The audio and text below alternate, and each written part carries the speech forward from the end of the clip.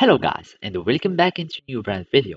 In today's tutorial, I'm going to show you how to reduce header size in Shopify store. So make sure you watch the video to the end and follow these simple steps. So first, we will need to head to our online store. To do so, we will need just to go to the sidebar and from here we will find online store. By clicking here, we will find this little menu that will pop up. Then we click on themes. By clicking on themes, we will be able to start customizing our theme. All you need to do is just to click on customize and then it will take us to this page or to the editing page. From here, we can find our header. So by clicking on header, we can find this modification, but there is nothing concerning the size of our header. The only option that you will be able to do is to modify or to add some custom CSS to the header. So if we go to custom CSS, we can see that we need to add some classes or some uh, DOM objects. So from here, we can simply click on inspect and see the name of the section.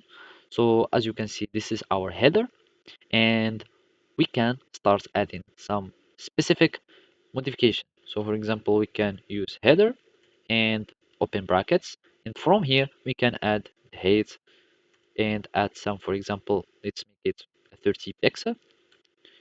Even if it is too small, it should uh, add or modify the header size. So basically, we can make it important so it can break the other changes from the theme, or if you know exactly where the theme is modification for your header, you can add it.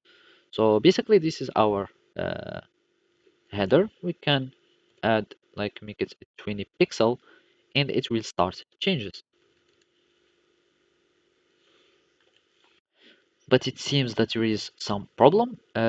We need just to delete this space, and as you can see, we have changed the header size. So now we can make it 1 pixel, 12, or whatever. So all you need to do is to add the custom CSS to your uh, header, and of course you can modify this one since it is prioritizing the custom CSS than the theme CSS. So basically you can add any other things. So let's just make it 50 pixel and you can modify it however you like.